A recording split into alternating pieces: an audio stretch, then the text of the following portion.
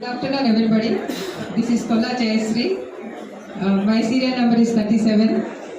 నేను అంటే ఈ మెంబర్గా ఎందుకు కంటెస్ట్ చేస్తున్నాను అంటే what are the reasons for contesting for bar council అనే దానికి నాకు సర్వీస్ అంటే చాలా ఇంట్రెస్ట్ అండి. Service is my life. So నాకు సర్వీస్ అంటే మామూలుగా ఇప్పుడు మనం విజయవాడలో డిఫరెంట్ సర్వీస్ యాక్టివిటీస్ చేస్తూ ఉంటాము.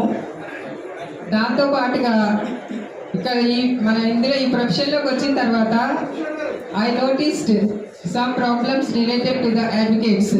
అంటే మన గ్రూప్స్లో కానీ ఏదైనా చూసినప్పుడు మెయిన్గా వచ్చి వెల్ఫేర్ ఫండ్కి సంబంధించి చాలా ప్రాబ్లమ్స్, చాలా డిస్సాటిస్ఫాక్షన్ ఉన్నట్టుగా నాకు అర్థమైంది.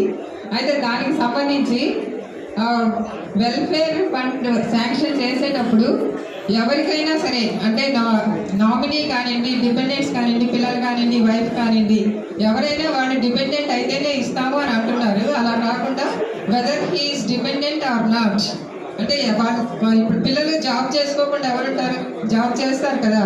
మీరు జాబ్ చేస్తున్నారు కాబట్టి మీకు వెల్ఫేర్ ఫండ్ ఇవ్వము అని అనడం తప్పు అని నేను అనుకుంటున్నాను. కాబట్టి నామినీగా మనం ఎవరైతే పేరు రాస్తామో వాళ్ళు మన ఓన్ పిల్లలు అవ్వచ్చు, కాకపోవచ్చు. అంటే కొంతమంది సింగిల్గా అన్మ్యారీడ్ అవ్వచ్చు, ఎలా అయినా what ever maybe the reason పిల్లలు లేకపోతే ఎవరిలో ఒకళ్ళు నామినీగా మనం పెట్టుకుంటాం. సో ఎవరికైతే మనం నామినీగా పెడుతున్నామో వాళ్ళకి ఆ వెల్ఫేర్ ఫండ్ బెనిఫిట్స్ ఇవ్వాలి అనేది నాదో పాయింట్. తర్వాత జూనియర్స్కి 10,000 స్టైఫండ్ ఫర్ 5 years ఇప్పించాలి అనేది. సో అడ్వకేట్ ప్రొటెక్షన్ యాక్ట్ని కూడా నేను సపోర్ట్ చేస్తాను. ఇప్పుడు ఉన్నటువంటి సిచ్యువేషన్ చూస్తే రోజు ఏదో ఒక ఇన్సిడెంట్ జరుగుతుంది మనకి అగైనెస్ట్గా. సో ఈ advocate protection act as early as possible sanction చేయించుకోవాలి. Health cards to all of our advocates and above 60 years అడ్వకేట్స్కి, సీనియర్ సిటిజన్స్కి 10,000 పెన్షన్ ఇప్పించేలాగా నేను ట్రై చేద్దాం అనుకుంటున్నాను.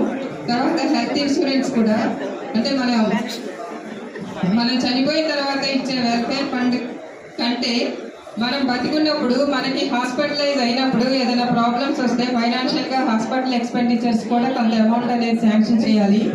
అది కూడా కొన్ని మనం బార్స్కి వెళ్ళినప్పుడు అంటే మనకి ఆ ప్రాబ్లం లేదనుకోండి, ఇక్కడ లేడీస్ వెయిటింగ్ రూమ్స్ సెపరేట్గా లేవు, వాళ్ళు కూడా ఆ పాయింట్ మెన్షన్ చేశారు. So I want to try for that point also. AIBA ఎగ్జామ్కి రాసే వాళ్ళకి సెంటర్స్ అంటే ఎగ్జామినేషన్ సెంటర్స్ ఎవరి డిస్ట్రిక్ట్ క్వార్టర్లో ఎస్టాబ్లిష్ చేయాలి, ఇవ్వాలి. మనం బ్యాంక్ టెస్ట్ కానీ ఏదైనా రాసినప్పుడు అందరికీ ఎలా సెంటర్స్ ఉన్నాయో అన్నీ ఇవ్వాలి. ఎందుకంటే క్యాండిడేట్స్ సఫర్ అవుతున్నారు ఎక్కువ దూరం ఉండటం వల్ల. ఏఐబి ట్రైనింగ్ క్లాసెస్ కూడా కండక్ట్ చేయాలి ఆన్లైన్లో.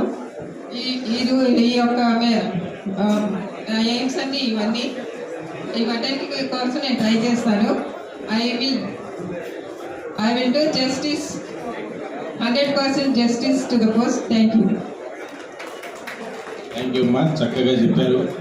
ఇప్పుడు మన సీనియర్